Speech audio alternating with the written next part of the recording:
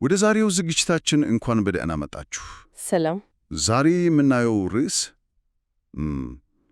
እውነት ለመናገር አእምሮን ትንሽ የሚፈታተን ነው። በጣም ስለ እግዚአብሔር ጊዜና ህዋ ያለንን ግንዛቤ የሚመረመሩ አንዳንድ ሃይማኖታዊ ጽሑፎችና ማስታወሻዎችን ነው የምናየው። አዎ፣ የዛሬው ተለውቋችን በቃ የርስቱ ውርስ በሚል ርዕስ የተሰባሰቡት እነዚህ ሰነዶች ስለ እግዚአብሔር ፍጹም ባለቤትነት እና ከጊዜና ከህዋ ጋር ስላለው ግንኙነት ምን አዲስ ነገር ይነግሩናል የሚለው ነው። ልክ ነው። እስቲ እንግዲያው በቀጥታ ወደ ጉዳዩ እንግባ። የመጀመሪያው መነሻ ሐሳብ ራሱ በጣም ትልቅ ነው። እግዚአብሔር ከጊዜና ከህዋ በላይ ነው ይላል። አዎ፣ የክርክር ሁሉ መሰረት ይኸው ነው። እሺ፣ እነዚህ ጽሑፎች እንደሚሉት ጊዜና ህዋ ራሳቸው ፍጡራን ናቸው። ፍጡራን? አዎ፣ ልክ እንደ ዛፍ፣ እንደ ከዋክብት እነሱም የተፈጠሩ ነገሮች ናቸው። ይህ የሚገርም ሐሳብ ነው። እና ይህንን ለማስረዳት ከሮሜ ምዕራፍ 8 ይጠቅሳሉ። አዎ፣ ጥቅሱ አሁን ያለው ነገር ቢሆን ወይም ወደፊት የሚመጣ ከፍታም ቢሆን ወይም ጥልቅ ከእግዚአብሔር ፍቅር ሊለየን አይችልም ይላል። ገባኝ። እዚህ ላይ አሁን ያለውና የሚመጣው የሚለው ጊዜን ነው የሚወክለው፣ ከፍታና ጥልቅ ደግሞ ህዋን። አሃ፣ ስለዚህ ጳውሎስ ጊዜና ህዋን ልክ ከሌሎቹ ፍጥረታት ጋር እኩል እየፈረጃቸው ነው ማለት ነው። በትክክል እነሱም ከፈጣሪው ፍቅር ሊለዩን የማይችሉ ፍጥረታት ናቸው ነው የሚለው። ቆይ አንድ ደቂቃ። ጊዜና ህዋ ራሳቸው ፍጡር ናቸው ማለት ምን ማለት ነው?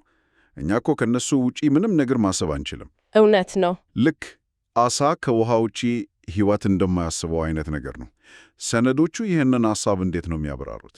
በጣም ጥሩ ጥያቄ ነው። በእርግጡም ለመረዳት ትንሽ ከበድ ይላል። ሐሳቡን በቀላሉ ለማስቀመጥ እሺ፣ ለአንድ የኮምፒውተር ፕሮግራም ጸሐፊ በስክሪኑ ላይ የሚታየውም ሆነ የተደለተው ፋይል ሁሉም በእጁ ናቸው። አዎ፣ አንዱን እንዲኖር ሌላውን ደግሞ እንዳይኖር ያደርጋል። በሰነዶቹ መሰረት እግዚአብሔርም ከጊዜና ከህዋ ጋር ያለው ግንኙነት ትንሽ እንደዛ ነው። ገባኝ። ለእኛ ትልቅ ነገር ነው፣ ለእርሱ ግን የፍቃዱ ውጤትና የፈጠራቸው መለኪያ ናቸው። እርሱ ከነዚህ ማዕቀፎች ውጪ ነው። ዋው! ይህ እይታን ሙሉ በሙሉ የሚቀይር ነው። እናም ይህንን ሐሳብ ለማጠናከር ከኢሳይያስ 40 የተጠቀሰው ክፍል አዎ፣ ታላላቅ የሚባሉ ብሔራት በሙሉ በእግዚአብሔር ፊት በመዛዘቢያ ላይ እንዳለ ቲቢያ ተደርገው መግለጻቸው በጣም ኃይለኛ ንጽጽር ነው። የሰው ልጅ ታሪክ በሙሉ ስልጣኔዎች፣ ጦርነቶች፣ ግኝቶች፣ የሁሉ ነገር በቃ በእግዚአብሔር ሚዛን ላይ እንዳለች ቲቢያ ነው። ልክ እንደዛ ነው። እናም ጸሐፊዎቹ ይህንን ሐሳብ አንድ ደረጃ ወደ ላይ ያደርሱታል። እንዴት? እግዚአብሔር የህልውናና የኢህልውና አምላክ ነው የሚል ድምዳሜ ላይ ይደርሳሉ። የህልውናና የኢህልውና? ይህ ማለት እግዚአብሔር ሲጠራ የሌለ ነገር ወደ መኖር ይመጣል። እሺ። ሲመልሰውም ያለ ነገር ወደ አለመኖር ይሄዳል። ገባኝ። ስለዚህ ለእርሱ ህልውናም ሆነ ኢህልውና መኖርም ሆነ አለመኖር ሁለቱም በኩልነት በእጁ ያለው ነገር ናቸው። በዚህ እይታ እንግዲህ እርሱ የፈጠረው ጊዜና ህዋም ከምንም ብዙም አይለዩም ማለት ነው። በትክክል። እሺ፣ እንግዲህ እግዚአብሔር ከጊዜና ከህዋ በላይ ከሆነ ይህንን ሐሳብ ከሥላሴ አስተምሮ ጋር እንዴት ነው የሚያገናኙት? ምክንያቱም ስለ ሥላሴ ስናወራ ብዙ ጊዜ ነገሮች ውስብስብ ይሆናሉ። እስቲ በአብ እንጀምር። እሺ፣ ወደ ሥላሴ አካላት ሲገቡ እያንዳንዱ አካል ከጊዜና ከህዋ ጋር ያለውን ግንኙነት ለብቻው ይመረምራሉ። አዎ፣ ስለ አብ ሲያነሱ ከኤፌሶን 4 ላይ ከሁሉ በላይ የሆነ በሁሉ የሚሠራ በሁሉ የሚኖር አንድ አምላክና የሁሉ አባት አለ የሚለውን ይጠቅሳሉ። እሺ፣ ከሁሉ በላይ መሆኑ ከጊዜና ከህዋ የላቀ መሆኑን ያሳያል ይላሉ። በሌላ በኩል በሁሉ የሚኖር መሆኑ ፍጥረት ሁሉ በእርሱ ውስጥ እንደሚገኝ፣ ልክ እንደዛ መላው ፍጥረት ጊዜና ህዋን ጨምሮ በእርሱ ውስጥ ይገኛል ማለት ነው። በጣም ግልጽ ነው። ስለዚህ አብ ከእነዚህ ፍጥረታዊ ገደቦች የላቀ ነው፣ እነሱም በእርሱ ውስጥ ናቸው። ስለ ወልድስ እሱ ከዚህ ምስል ጋር እንዴት ይስማማል? በተመሳሳይ መንገድ ነው የሚያስረዱት። ወደ ወልድ ሲመጡ ከቆላሴይስ 1 ላይ ፍጥረት ሁሉ በእርሱ ተፈጥሯል፣ ሁሉም በእርሱና ለእርሱ ተፈጥሯል፣ ሁሉም በእርሱ ተይዞ ይኖራል የሚለውን ያነሳሉ። ሁሉም በእርሱ ተይዞ ይኖራል። አዎ። ከዚያም ከዕብራውያን 1 ደግሞ ሁሉን በኃይሉ ቃል ደግፎ ይዟል የሚለውን ይጨምራሉ። የምስል ራሱ በጣም ኃይለኛ ነው። በጣም። እስቲ ይህንን ለአንድ ሰከንድ እናስበው። እሺ፣ እኛ የምንኖርበት ሁኔታ በሙሉ ልክ አንድ ሰው በእጁ ኳስ እንደሚይዝ በክርስቶስ ቃል የተያዘ ነው እያሉ ነው። እሱ ባይዘው ኖሮ ይበተን ነበር። ይህ ማለት በየሰከንዱ የሚከናወን ተአምር ነው ማለት ነው። ስለዚህ አብም ወልድም ከጊዜ እና ህዋ የላኩ ናቸው፣ ፍጥረትንም ደግፈው ይዘዋል። ልክ ነው። ሰነዶቹ የአብና የወልድን እኩልነት ለማሳየት የተጠቀሙበት መንገድ የሚገርም ነው። በቀጥታ እኩል ናቸው ከማለት ይልቅ በተዘዋዋሪ ግን በማያሻማ መንገድ ነው የሚያሳዩት። አዎ፣ ይህ በጽሑፎች ውስጥ ካሉት በጣም ጠንካራ መከራሪዎች አንዱ ነው። እስቲ ንገሪኝ። የሚያሳዩት ቁልፍ ነጥብ በብሉይ ኪዳን ያህዌን ወይም እግዚአብሔርን ለመግለጽ ያገለገሉ ጥቅሶች በአዲስ ኪዳን ጸሐፊዎች በቀጥታ ለወልድ ለኢየሱስ ክርስቶስ መጠቀማቸውን ነው። ለምሳሌ መዝሙር 102 ላይ ያህዌ ሰማይና ምድር እንደሚያልፉ እርሱ ግን ለዘላለም እንደሚኖር ይናገራል። አዎ፣ በጣም የታወቀ ጥቅስ ነው። ፈጣሪና ፍጡሩን ያነጻጽራል። ልክ ነው። ከዚያም ወደ ዕብራውያን 1 ስንመጣ የአዲስ ኪዳን ጸሐፊ ይኸው ጥቅስ ቃል በቃል ወስዶ ወልድን ለመግለጽ ተጠቅሞበታል። እውነት?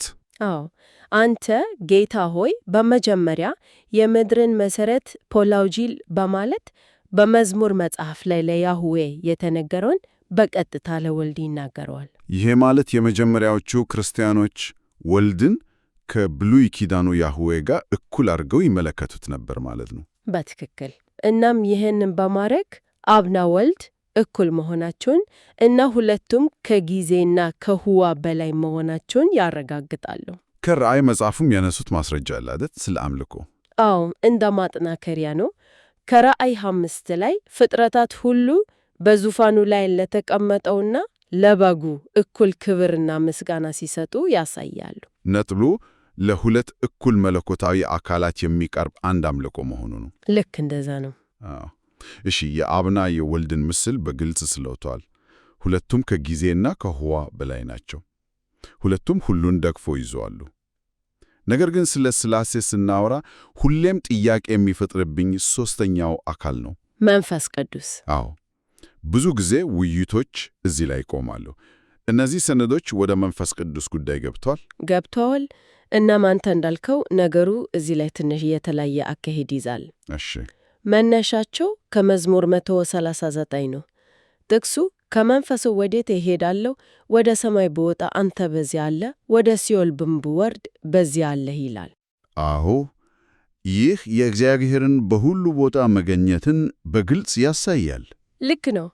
ነገር ግን ሰነዶቹ እዚህ ላይ አንድ ልዩነት ያስቀምጣሉ፣ ስለ መንፈስ ማንነት። ምን ማለት ነው? ጽሑፎቹ እዚህ ላይ ሁለት ሊሆኑ የሚችሉ ትርጓሜዎችን ያቀርባሉ። አንደኛ፣ ይህ የእግዚአብሔር መንፈስ የሚለው ሐረግ በቀጥታ ራሱን መንፈስ ቅዱስን የሚያመለክት ሊሆን ይችላል። እሺ፣ ይህ ከሆነ መንፈስ ቅዱስ በብሉይ ኪዳንም በሁሉም ስፍራ ይገኝ እንደነበር ያሳያል። ሁለተኛ የእግዚአብሔር የሆነ መንፈስ በሚል ትርጉም መላእክትን ሊያመለክት ይችላሉ ይላሉ። ይህም ማለት መላእክት የእግዚአብሔርን ፈቃድ ለመፈጸም በሁሉም የፍጥረት ክፍል ውስጥ ይገኛሉ ማለት ነው። እሺ፣ ስለዚህ እንደ አብና ወልድ ቀጥተኛ የሆነ የመጽሐፍ ቅዱስ ማስረጃ እዚህ ላይ የለም ማለት ነው? የለም። እናም የሰነዶቹ ጥንካሬ የሚታየው እዚህ ላይ ነው። እንዴት? ይህንን ክፍተት አምነውበት የክርክራቸውን አቅጣጫ ይቀይራሉ። የጥቅሱ ትርጓሜ ምንም ይሁን ምን የሚደርሱበት መደምደማ አንድ ነው ይላሉ። እሱም ስነ መለኮታዊ አመክንዮ ነው። አብና ወልድ በሁሉም ጊዜና ህዋ ውስጥ የሚገኙና ሁሉን ደግፈው የያዙ ከሆኑ የመለኮት ሦስተኛው አካል የሆነው መንፈስ ቅዱስ ብቻ ከዚህ የተለየ ቢሆን እንግዳ ነገር ይሆን ነበር ይላሉ። ገባኝ።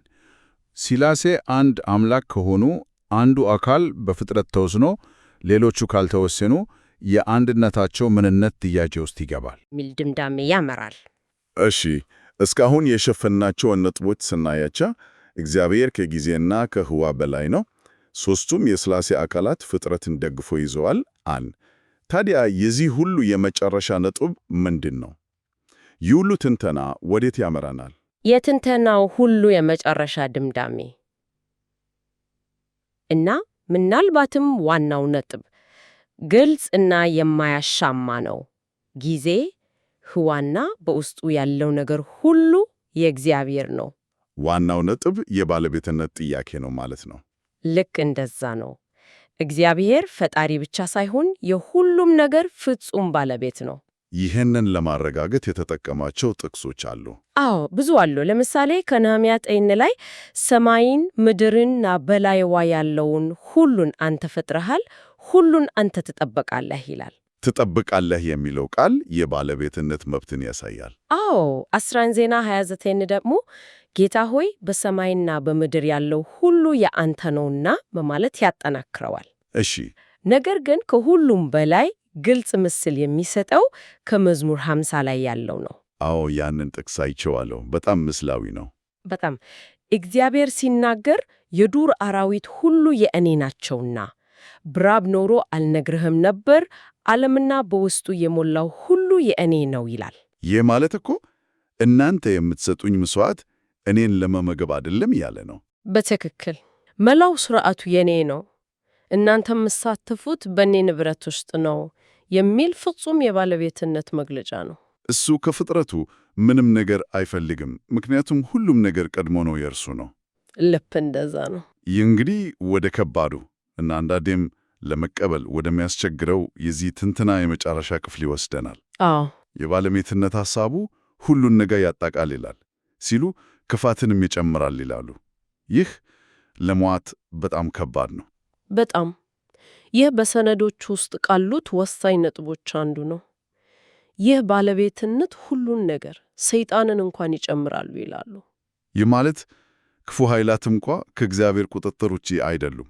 አዎ ነጥቡ ግን እግዚአብሔር የክፋት ምንጭ ነው ወይም ክፋትን ያጸድቃል ማለት አይደለም። እሺ፣ ነገር ግን ክፋት እንኳ በእግዚአብሔር ታላቅ ዕቅድ ውስጥ የተፈቀደለት ሚና አለው፣ ከእርሱ ቁጥጥር ውጭ ሊሆን አይችልም እያሉ ነው። ሁሉም ነገር የሰው ልጅ ዓመፅም ጭምር በመጨረሻ ለእርሱ ዓላማ እንዲያገላግል ይገደዳል የሚል ጠንካራ መከራከሪያ ነው። ልክ እንደዛ ነው። በዛሬው ይጳችን ከብዙ ጥልቅ ሐሳቦች ጋር ተዋውቀናል። ከእግዚአብሔር ከጊዜና ከህዋ በላይ መሆን ጀምረን የሥላሴ አካላት ፍጥረትን በመደገፍ ያላቸውን እኩልነት እና በመጨረሻም እግዚአብሔር በሁሉም ነገር ላይ ስላለው ፍጹም ባለቤትነት ከነዚህ ጽሑፎች ተመልክተናል። አዎ በጣም መሰረታዊ የሆኑ ሐሳቦች ናቸው። ከፍጡር ዓለም እይታ ወደ ፈጣሪው ዘላለማዊ እይታ ለመሸጋገር የሚረዳ ከባድ ግን ጠቃሚ ውይይት ነበር። ለማሰላሰል አንድ የመጨረሻ ሐሳብ እንተዋለን። እነዚህ ጽሑፎች አንደኛ ቆሮንቶስ 3ን በመጥቀስ አንድ የሚገርም ነገር ይናገራሉ። እሺ፣ ጥቅሱ ዓለም ቢሆን ሕይወትም ቢሆን ሞትም ቢሆን ያለውም ቢሆን የሚመጣውም ቢሆን ሁሉ የእናንተ ነው ይላል። ቆይ ይሄን አሁን ካልነው ጋር ሙሉ በሙሉ የሚጋጭ ይመስላል። ላለፉት ደቂቃዎች ስንነጋገር የነበረው ሁሉም ነገር የእግዚአብሔር ነው እያለን አልነበረም? አሁን ደግሞ ሁሉም ነገር የአማኞች ነው ይላል። እንዴት ሊሆን ይችላል? እዚህ ላይ ነው የጽሑፎቹ የመጨረሻ ነጥብ ያለው። ጥቅሱ እዛ ላይ አያውቁም። ይቀጥላል። አዎ የሚደምደመው እናንተ ደግሞ የክርስቶስ ናችሁ፣ ክርስቶስም የእግዚአብሔር ነው በማለት ነው። አሃ፣ ስለዚህ ሁሉም ነገር በመጨረሻ የእግዚአብሔር መሆኑን መልሶ ያረጋግጣል ማለት ነው። ልክ ነው።